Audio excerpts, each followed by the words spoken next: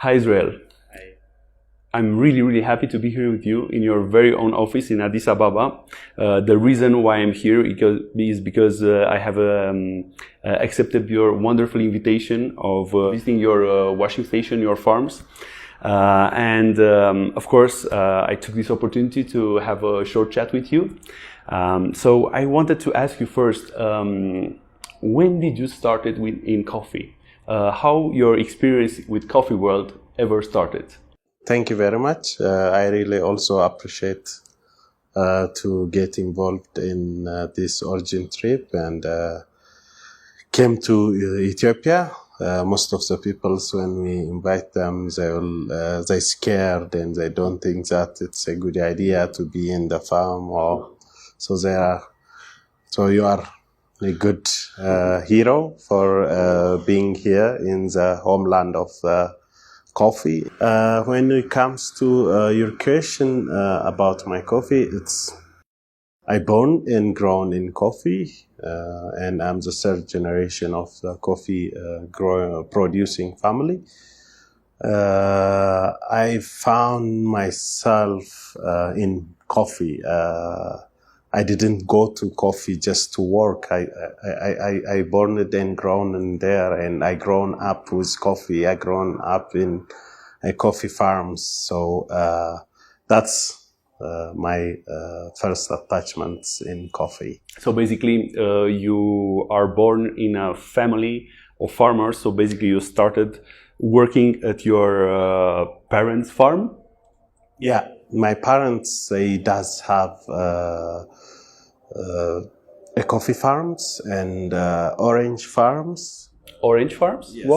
Wow, I knew that. Yeah, in our village, my burning village is called 𝐃𝐫𝐸𝐫, and in that area there was a coffee farm and parallel an orange farm. So they do have a big farms in that area. So okay. I born there, and we were playing. We start our kids play with coffee beans. Your playground was the farm, basically. Yeah. Okay. So that's my start with coffee from my childhood. So how did you come from that point, like being the son of a traditional family farming coffee in Ethiopia, in what you are today? Because today I am amazed to understand that you have 46 washing stations. Yeah. We have visited 2 of them, Adola and Anasora. And that's amazing because there are hundreds of people working on each. And so how did you came to this? At some point you wanted to be more than just a coffee farmer, because this is like a really big operations. So when did this business venture basically started? Yeah, it's a long story. After my graduation, I used to take my first primary school in my born village, and after my mom gives me to my grandma. My grandma is a very modern businesswoman. Okay. So okay. She believes on education, and she always pushed me to take my education classes and get an exposure of what's the global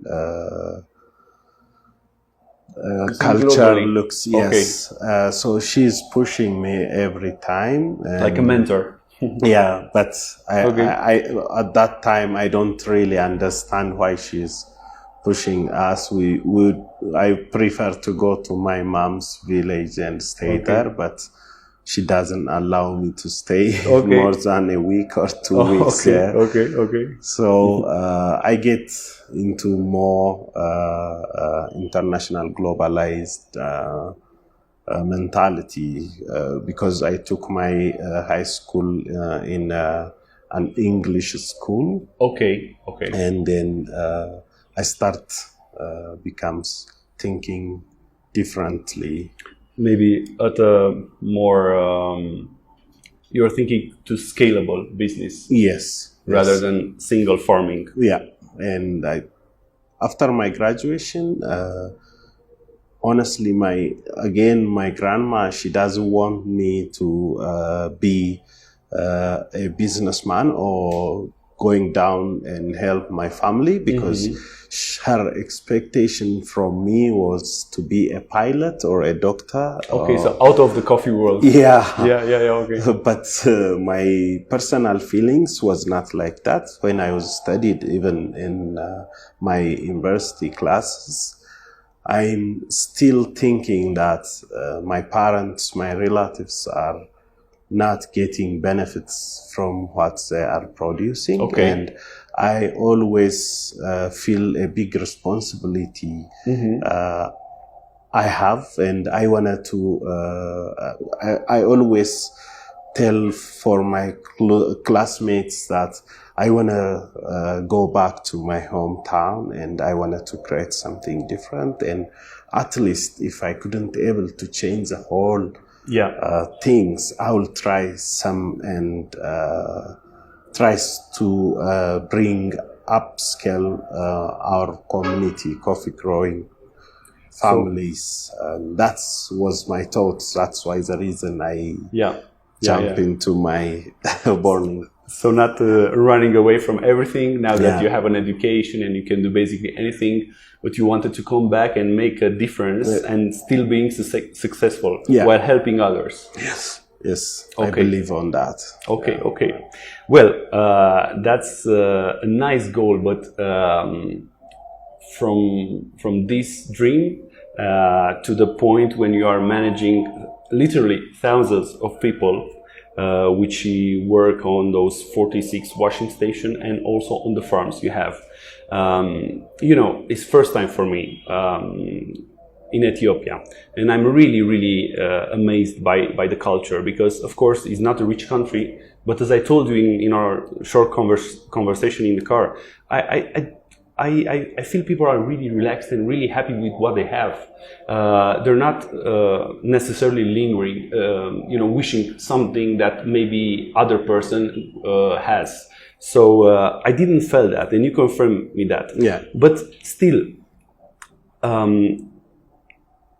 to get to this point, I've seen that you have a way of speaking with them, and this I have identified as a leadership, which must work because you don't work with the most educated, sophisticated people which have experience of working very organized. But in our short staying there, everything was very smooth.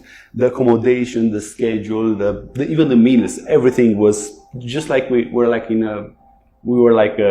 having like a professional catering service, and it was done by your people. So, what is your leadership style? Yeah, my leadership style. Your motivational strategy, let's say, because it must be something that brings those people to follow you. Yeah. In my personality, I don't have a bossy style living of life. Of course, in our culture,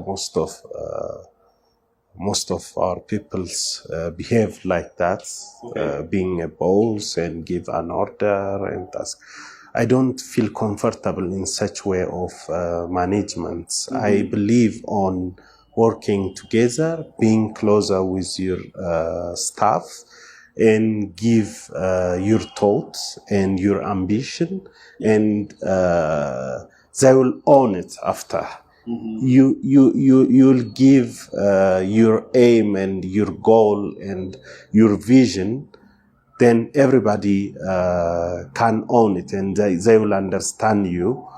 And the biggest factor and the biggest key point is everybody knows I'm very transparent, and everybody knows, every employee knows what I am doing and what we are doing, and they feel that they are proud for what they are doing.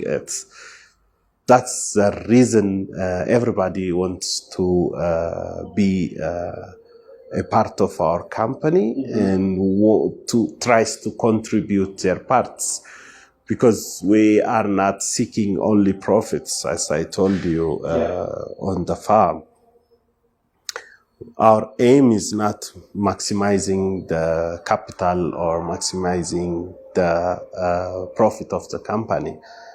That's one point for us. Our aim is maximizing in the benefits of the stakeholders, all the workers, all the farmers, because at the end of the day, the owner of the product is the farmers. So my thought is very clear, and there is no question, there is no hidden agenda at the back. So everybody is very committed in my company, and everybody knows what we are doing, and they are really, from their deep of the heart, they really want to help and understand what my thoughts are. I mean, basically, this is very true, because as you told me, like 2 years ago, there was like a big riot, and like farmers destroyed many washing stations, and your washing stations, all of them, like 40 something, would not be affected at all. So the farmers you are working were not having any issue with you. They were not feeling in doing something to you, because maybe people don't actually know exactly, and for me it was like a better understanding. Basically the washing station is just a center where all the farmers come and give the coffee to be processed. So basically the washing station owners do not by default own farms. So they're like in a very direct connections with the farmer. So basically your relationship with farmers has been validated once more with this really tragic event. That's my vision, and the mission of our company is also creating an ownership in all the stakeholders, like them having maybe some stakes in your company. Because they don't feel that they are disadvantaged in all transactions, and they know that if the company grows, they will get also more benefits.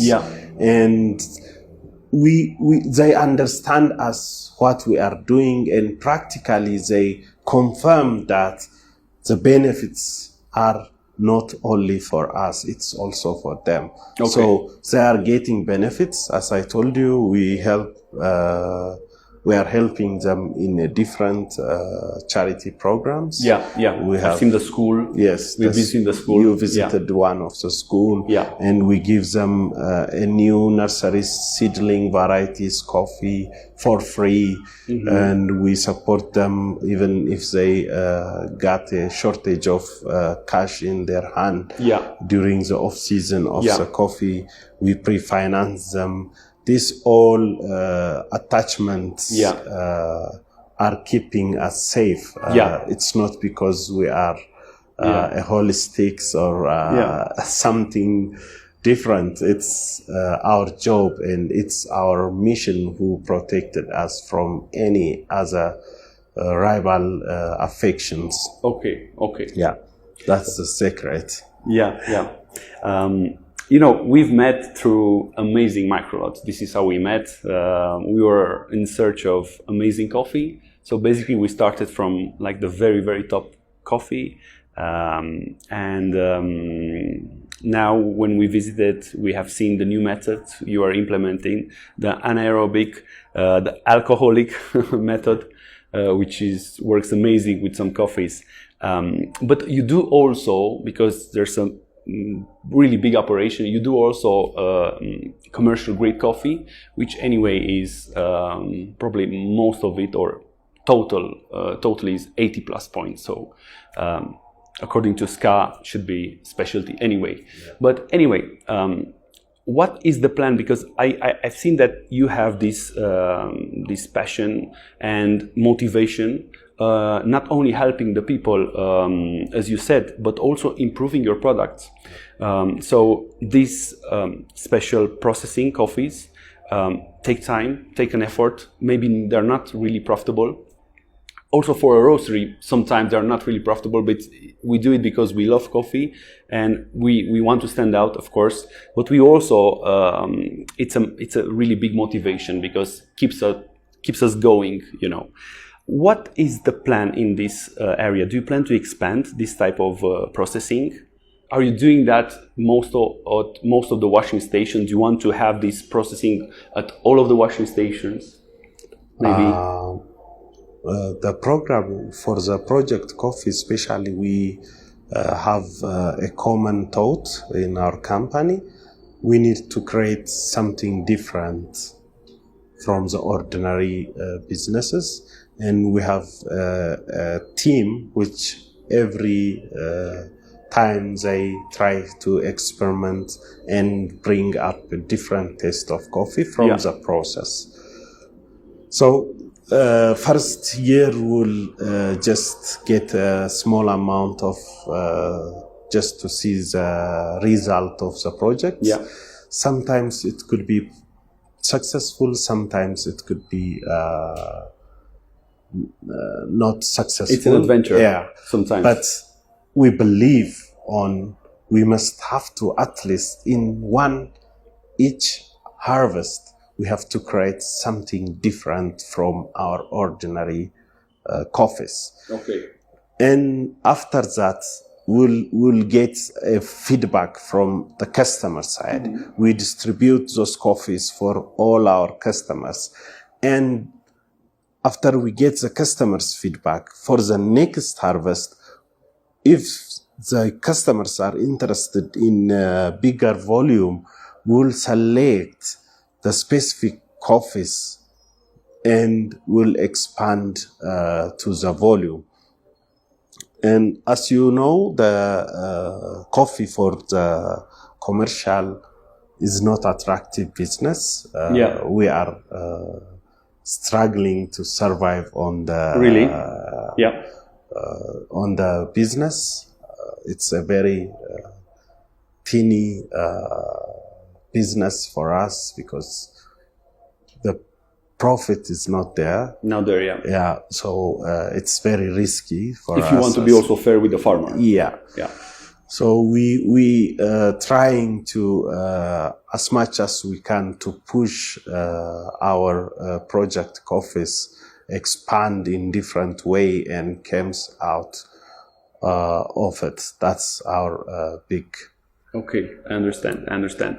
Okay, we know that many origins have problems with workforce. Visiting your farms and seeing all those people, they're really young, really dynamic.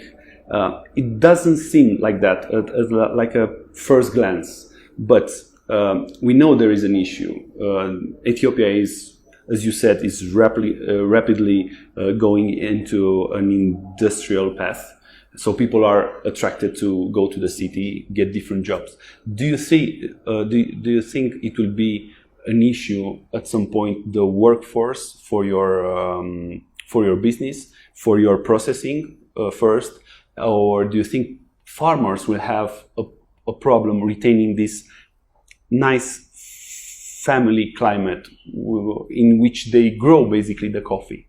Do you think Ethiopia will be affected at some point on this matter? Yeah, because it's a natural growth. If I don't expect this problem will happen in the coming 10 years. Okay. But if the country starts growing and the people would prefer to work in the factories and in other convenient area. Farm is not convenient area for the workers. So it will happen at some level, but I don't really expect that will happen rapidly as we think, because the population what we have in this country is very big. We are the second largest populated country and in very Africa. Young. The villages are very young. Yes, so that will not be a problem in the next 10, 15 years. Okay, yeah. But it will happen if the country grows and if the industrial revolutions comes in, and the workers would move to the cities than the farm.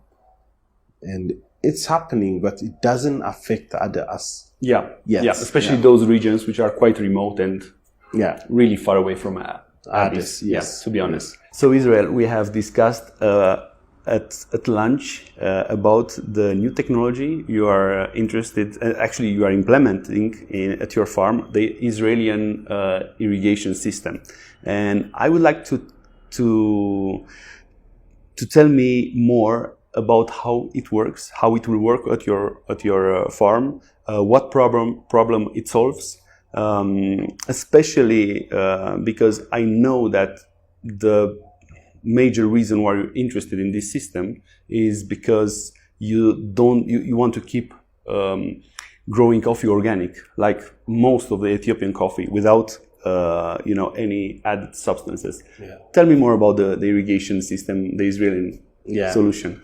Yeah, we are implementing there is a drip irrigation system from Israel, and we are putting a fertigation system to avoid any herbs, because our biggest cost when we manage our farms is removaling of the herb takes like 60% of our cost.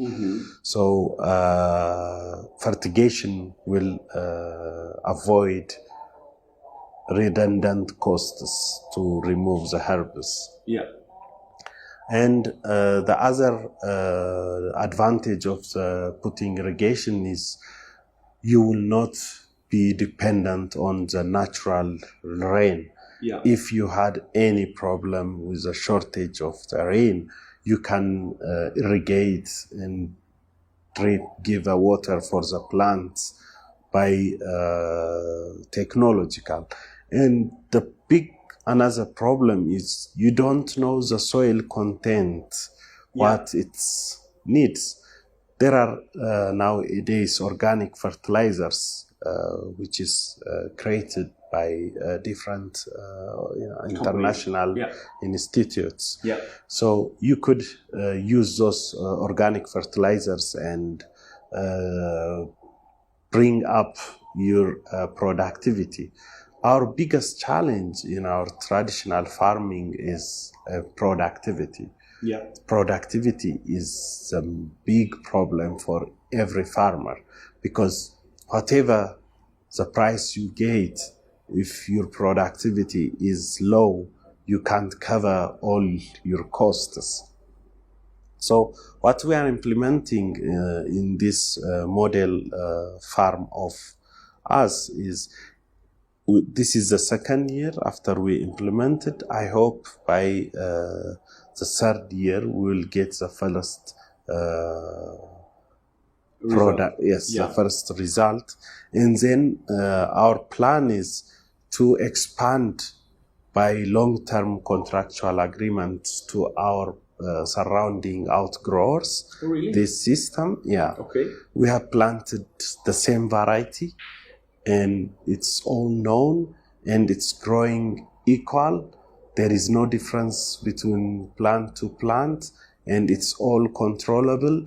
So that's very modern way of farming, and very productivity. And nobody will not be suffer Yeah, it's a win-win. It's a win-win project for everyone. Yeah. So that's what we are experimenting in our farms. Yeah, and basically how it works, as I understand, is that it's just like a layer, a plastic layer, which is covering everything except the coffee plant. Yeah. So in this way, you don't have any bushes growing underneath. Yes. And you might not need to have that natural shade or artificial shade to the plant. Yes, we don't. Because you now control so well the irrigation. Yeah. Which is right. Yeah, great. Yeah. So now I understood better. Okay, so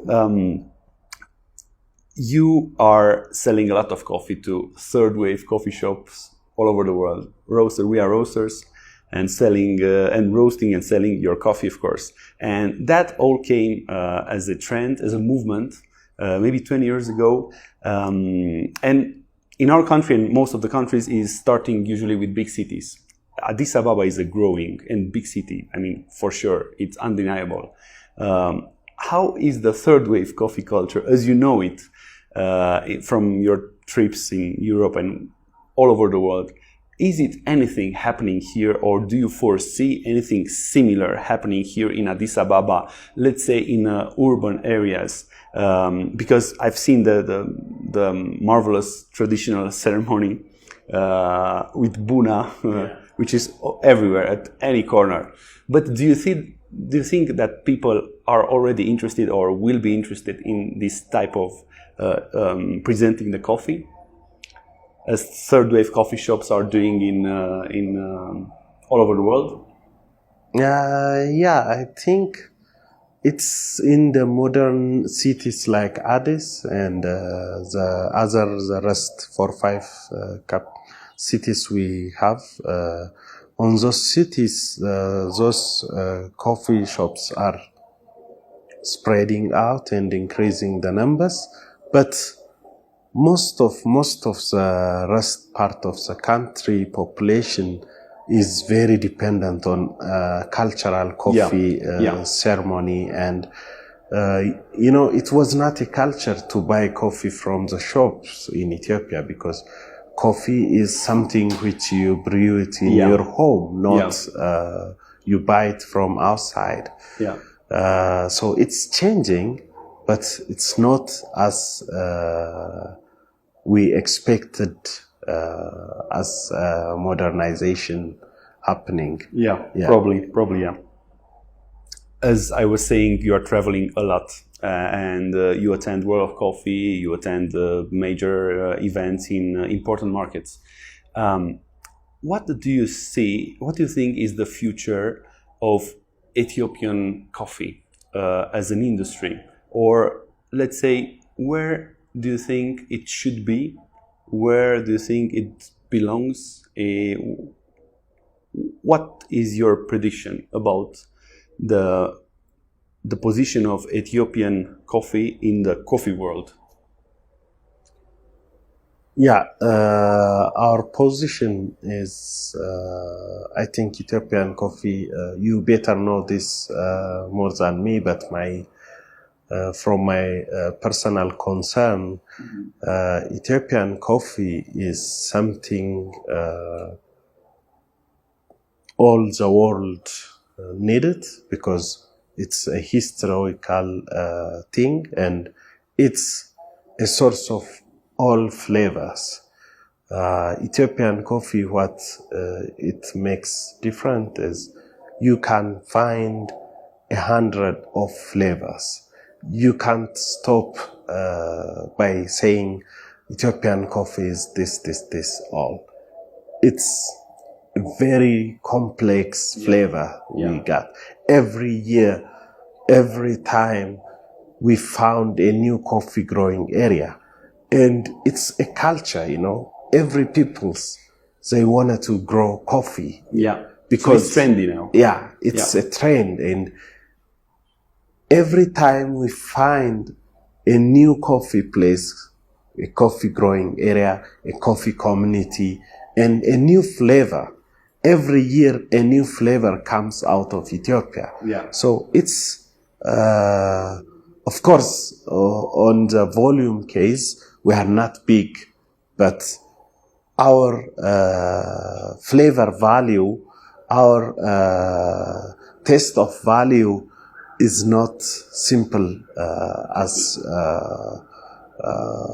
the other coffees, I can say. Yeah. So it will continue, and it will be we are the first biggest producer of coffee in Africa. Yeah. So this you see that staying. This will stay up to 50, 60 years, I will Yeah. expect. I can Yeah. definitely say, because my kids are they are very passionate for coffee. Okay. I'm also grown and gear up for coffee, and it's my blood. I can't stop doing it. Whatever the business is gets worse or good, we don't really. Of course, we care about it, the profitability, but we are not doing it because we are getting a profit. It's our heritage and our culture, our identity. So coffee is not a simple thing for all Ethiopians. So it has a big value, and it will grow, and even the productivity and the flavor, every year it will get improved, and impressive coffees will come out. I'm definitely sure for the next 100 years from Ethiopia. Well, that brings me my last question, and that's also concerning a bit the future. There's been a lot of debate about climate change. Everything in Ethiopia is high grown. How do you feel that affecting coffee so far in, let's say, the last 10 years, that's 5 years? The climate. How do you see you fighting against it? Because, as you said, you are not going to back down. Did you find in your research farms any varietals that might, resist if the climate is getting a bit hotter? From the beginning, our varieties are very climatic resistant. Mostly the lowland area coffee. We call lowland 1,400 is lowland for Ethiopian coffee production. So starting from there, we say every year we implement a new varieties to resist the climatic change, and we are also investing to avoid on dependency of the climatic change and drip irrigation. That will be one of the solution to protect your the irrigation farm system. Yes. And it's for Ethiopia, if you ask me, the climatic change, of course, it's affecting, but it has also an advantage. We have a very high areas which can't be able to grow a coffee for the last 20 years. Now we are planting in those areas a coffee trees, and the coffees are growing there. Look at Anasora. In Anasora, I remember when I was a secondary school, there was no coffee in Anasora growing there. But after some years, it's very high. That's why the coffee is starting growing. I feel it. It's a climatic change that makes coffee can grow in that area. But still, there are a big, very high. We have 5,000 above sea level areas which we couldn't able to plant a coffees. So it has some advantages and disadvantages as well for Ethiopia. So For the disadvantage, we are finding a solution from our experiments to get a climatic resistant varieties. Yeah. Irrigation system is also the second option. Yeah, we are implementing those, and I'm definitely sure the climatic change will affect us as quick as we expect. So because we are in a very high altitude. So basically, you're fighting the disadvantages, but you're embracing the advantages and the new areas, basically, which is putting to the table to be explored with coffee growing. Yes. Amazing. Israel, I want to thank you for the time. It's an amazing opportunity for me to be here and to have this opportunity of speaking to you and hopefully making possible for others to understand what's happening here, what are you doing from the position of the biggest exporter of coffee in Ethiopia. Congratulations for that. I wish you the very best of luck, and I hope we continue our cooperation for many, many years. Thank you very much. And I would like to end in a traditional way. They've seen that you say hi, so like the Ethiopian way. Okay. All right. Thank you very much. I really appreciate it. Thank you. Okay.